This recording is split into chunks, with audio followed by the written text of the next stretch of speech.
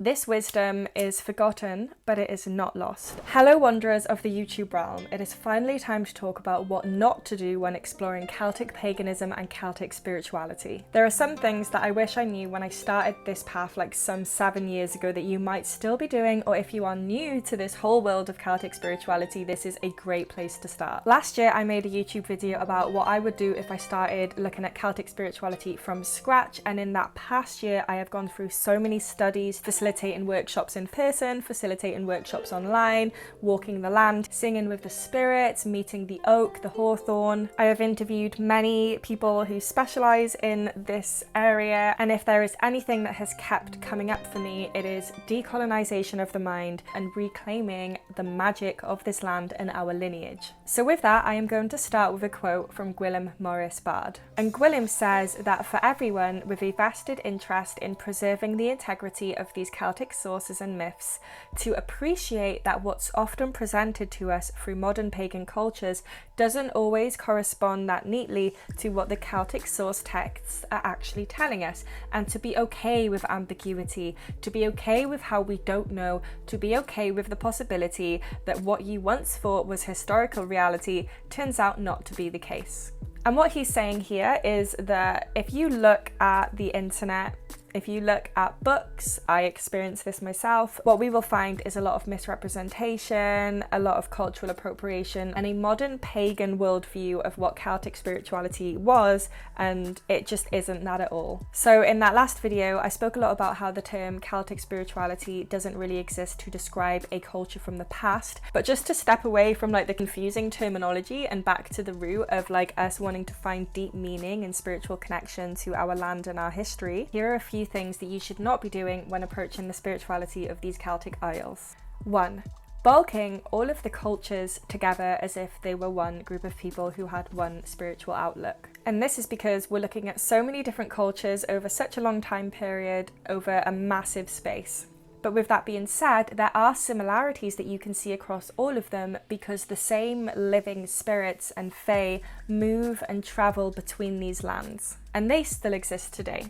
And when we're like bulking all of these cultures together, we're not looking at how the native and indigenous cultures are minorities today. Even today, we are trying to preserve our ancient cultures and our native languages. Like, language is so deeply tied into the spirituality of our ancestors. We're looking at the Welsh language, where only around 30% or less speak this language fluently, and in Cornwall, only 1% of people speak that language. And the majority of people on this land don't even know that there is a native language in Cornwall anyway.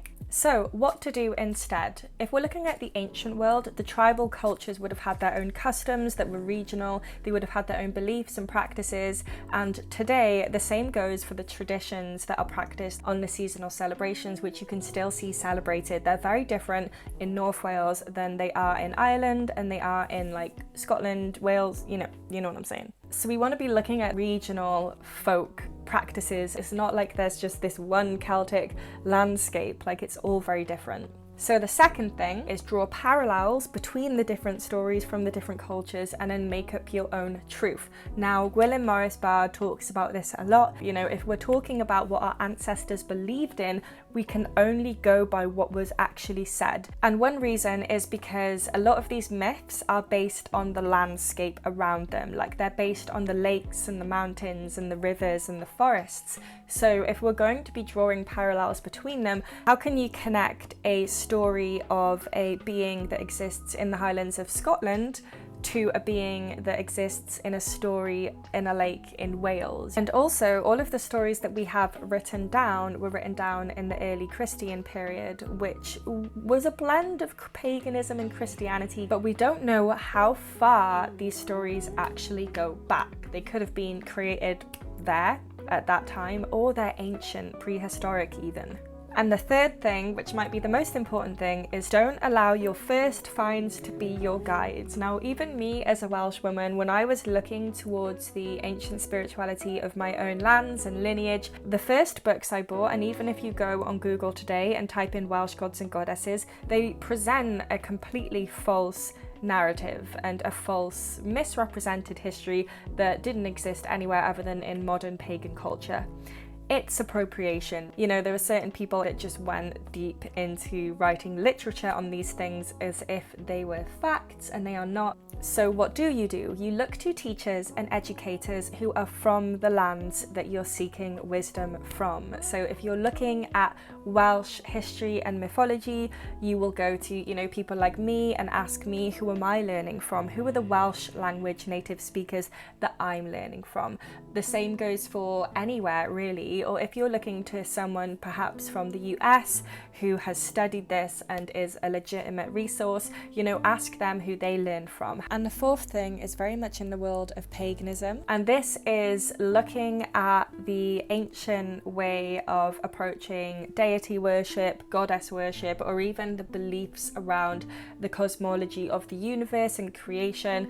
We shouldn't be projecting our understanding of how all of this works onto the ancient world. Now, one of the main reasons is because they lived in an oral world. They didn't have words as symbols in the way that we do now, and we understand that when looking at indigenous peoples who have never read before, different parts of the brain are turned on and turned off. So they're perceiving the universe in a way that is primarily learned through sound, through music, through relationship with the land around them.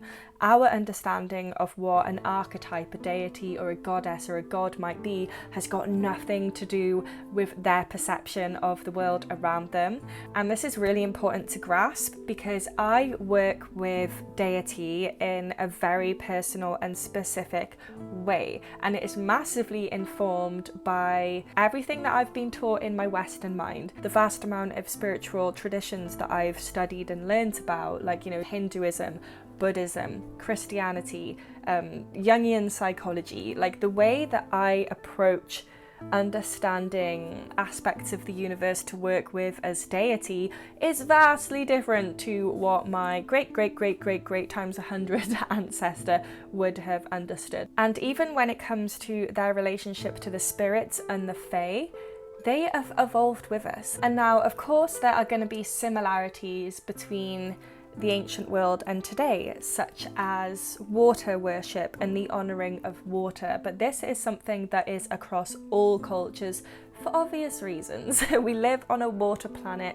so these elemental relationships are, you know, just innate within the human spiritual experience, no matter where we're looking. I've got some water here that I have collected from a sacred site in Wales, and I don't know which one because I've got far too many of these.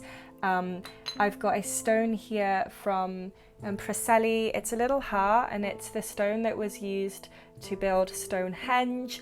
And then there are things like this, a little cedar smudge stick that I made at a retreat that my friend hosted, and I facilitated a workshop and did a storytelling at, where we made native plant smudge sticks.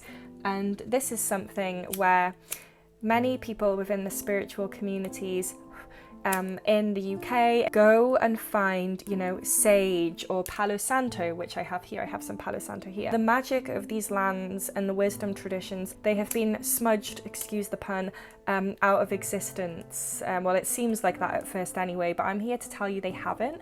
We're here to reclaim our ancestral wisdom, and we are here to reclaim our relationship to the spirits of this land, the plants of this land, and honour our ancestors who danced around the fire and prayed for this to still be happening, prayed for us to still have a relationship with the elders of these lands, which you will not find in people. You will find in the oak tree, the stones, lying by the waters and listening to her teach you what she needs to. This wisdom is forgotten, but it is not lost, and it is a time to reclaim in a world that is going absolutely insane what we are here to do, which is to be inspired by the divine spirit of creation, remember our true power and ability as beings in this mystical, magical universe, and come back to a place of harmony with nature. So if you resonate with what I'm saying and you want to go deeper into some studies of the ancient history, I highly recommend this podcast here with scholar and historian Sam McLaren. Still, this is the favourite podcast to this day. I still get people saying that they're crying because it's like bringing something out in them, and it's so exciting. So yeah, go and watch that next, and I will see you in my next video. Mwah.